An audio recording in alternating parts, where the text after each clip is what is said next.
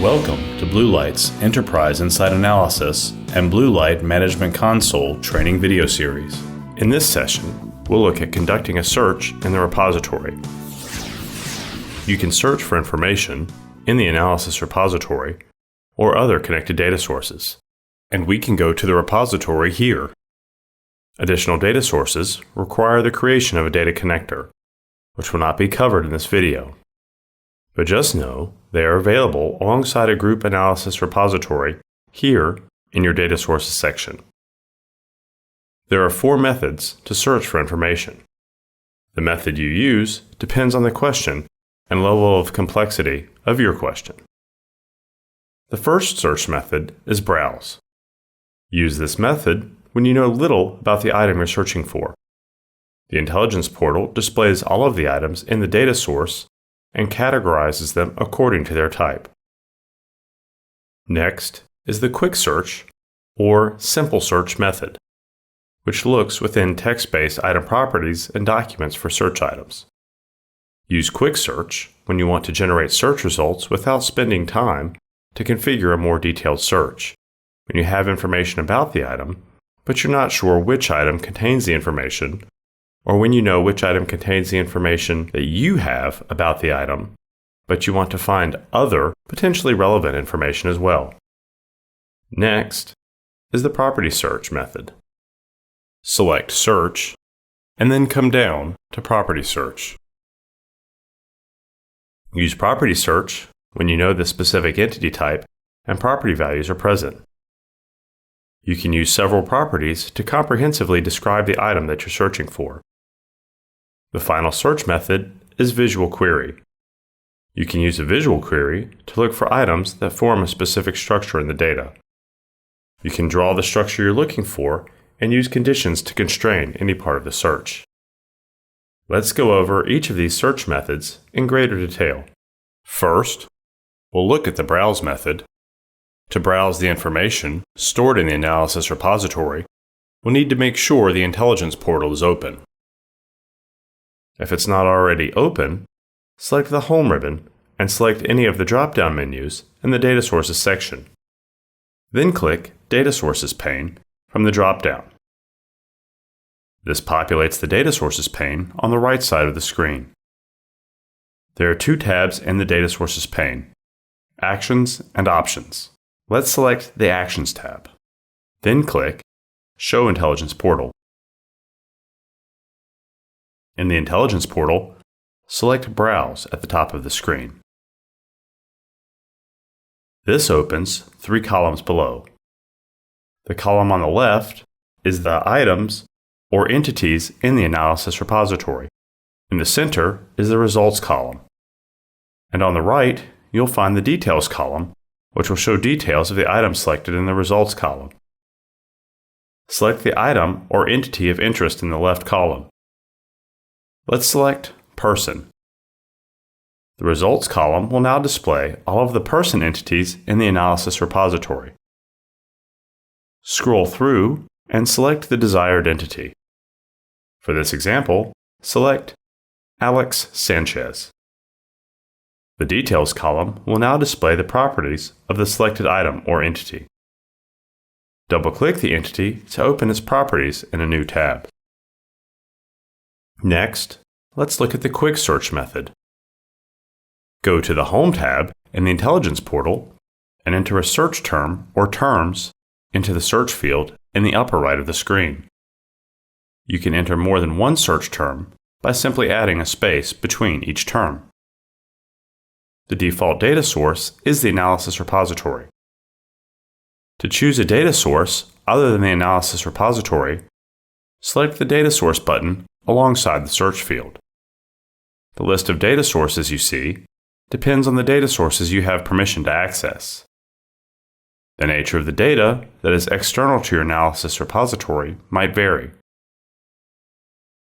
For example, data might be a statistics snapshot of a database, or it might be ever-changing. Information may be stored and owned by another organization and access provided over the internet, or it might reside within your organization. Or it can be unverified data that is of unknown quality. Let's type Sanchez in the search field and click the search icon. Then in the results column, you'll see all of the entities with Sanchez listed. In this case, we have locations, documents, people, existing analyst notebook charts, and a communications device. We can also further refine our search. Let's say we are looking for the name Sanchez, but we're only looking for people with that name. To constrain the search by item type, click the Choose Types of Item to Search For icon on the left side of the search field. In the item type selector, currently all entities are selected. At this point, we must select Clear All. And then we'll select the desired item type for our search, in this case, person. Once selected, then click OK.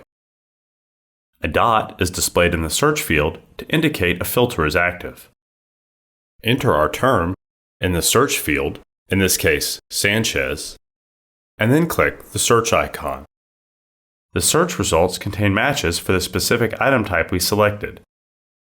Each search item can be found within the text-based property, on any card, or any attached document. Quick Search uses the Smart Match operator to match search items to property values. Next, we'll do a property search. Go back to the Intelligence Portal home screen, select the Search tab at the top of the screen, then click Property Search, and we'll select an entity type for our search. For this example, let's choose Person. Click OK. Additional fields will now appear in the window. In the Enter a Search Condition field, we'll choose the property to search. Let's select Family Name. We can now customize the search further by selecting Smart Match, Exact Match, or Starts With. Select Smart Match. Type Sanchez in the text field. Then click the Insert button on the right. Once that field has been populated and the search term has been selected, we can now search. Note, you can also add additional conditions to your search to constrain your search and refine the results. For this example, let's go ahead and click the Search button on the bottom right. As you can see, we only get one result in our search, a person of interest named Alex Sanchez. Now we'll look at the visual query method. To construct an accurate query, you must first understand how the information in your data source is structured. In this example, telephone ownership is represented by an owner link between a person and a telephone. However, telephone ownership can be represented differently. For example, ownership can be represented by a owns a telephone Boolean property and a telephone number text property on a person entity. The first stage of this search method is to create a query structure. A query structure describes the relationships that you are looking for in the data and consists of one or more entity types and link types. The next stage is to use conditions to constrain the search. For example, you can use a count condition to constrain the search to telephones that call more than 20 telephones. You can use a search condition to constrain the resulting calls to those which occurred on a particular date.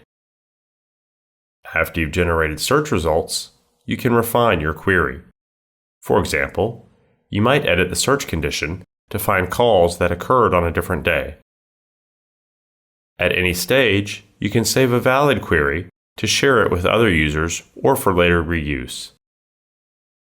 You can add and remove entity types and link types in a query structure. Edit the query structure so it describes the relationships that you are looking for in the data. Now, let's put this method into action. Go back to the home screen in the Intelligence Portal, open the Search tab, and select Visual Query. Select the entity type. Our first one will be a person, and we'll drag it into the design area.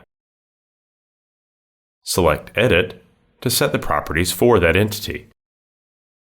In the Select a Property drop-down menu, select Family Name and type Sanchez in the text field.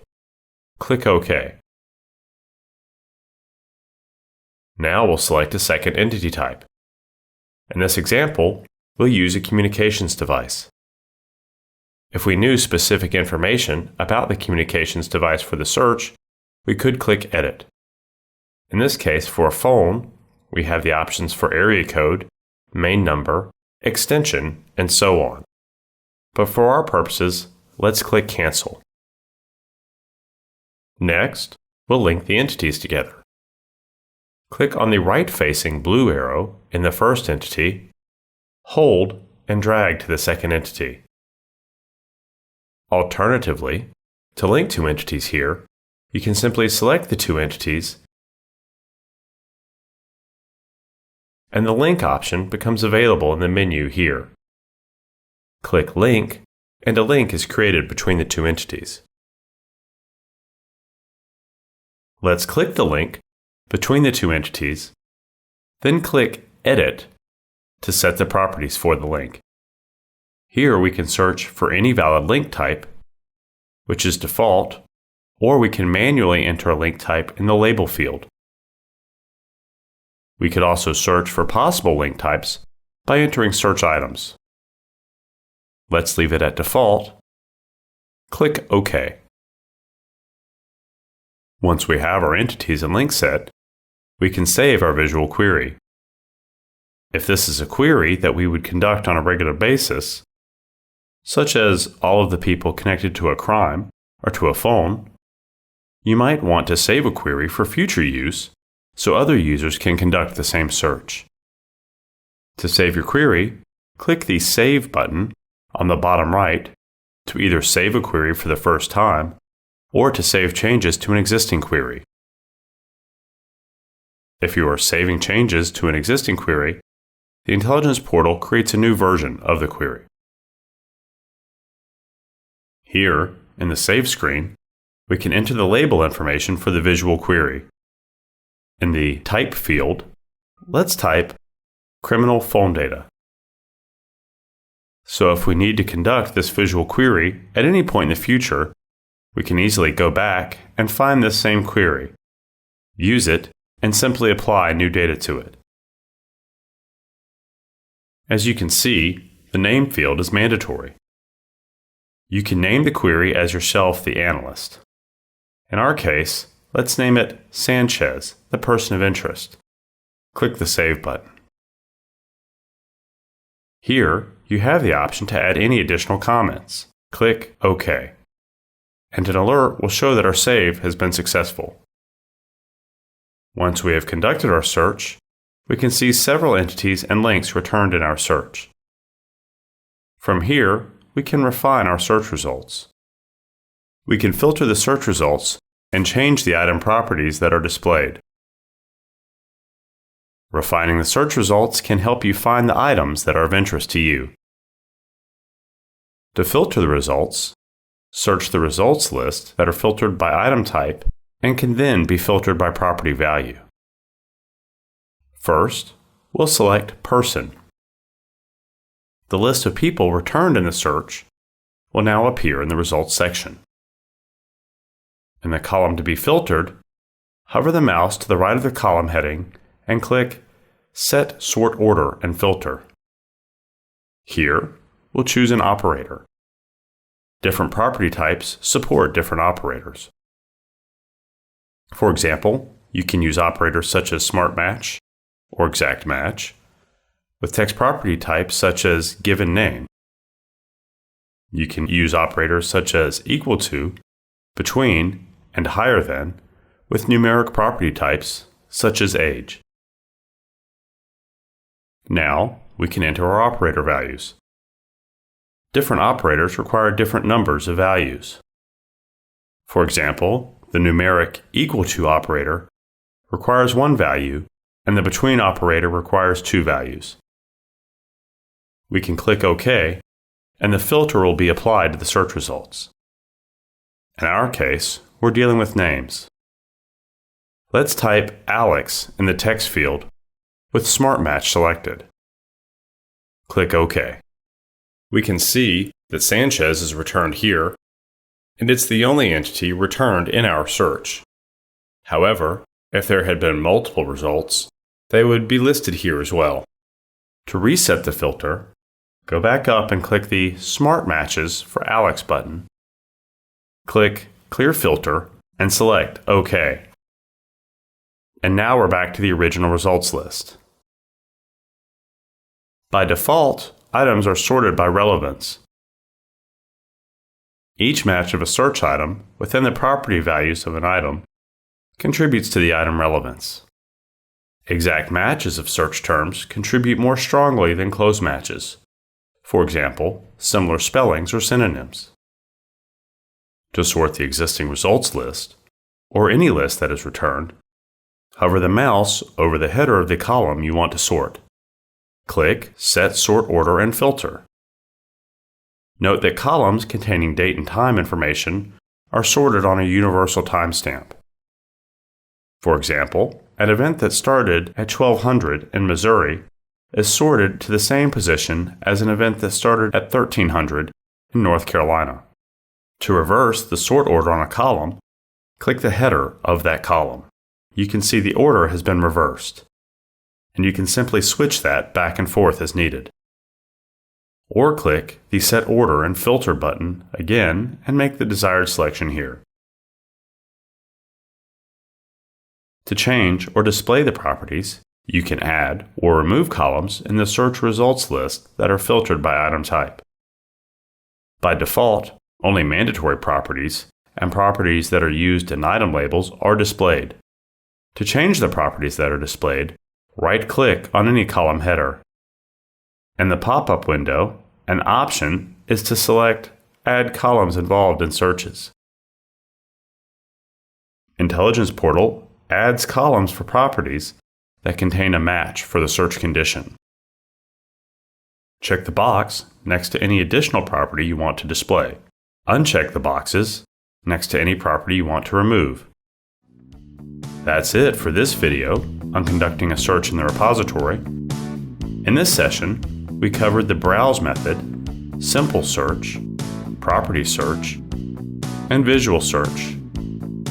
Be sure to watch all of the videos in this training series to take full advantage of both enterprise and site analysis and the Blue Light Management Console.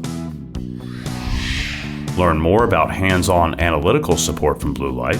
Our expert team offers both on-site and mobile training that can be customized to meet your needs. Just go to bluelightllc.com for more information. Thank you for watching, and thank you for choosing Blue Light.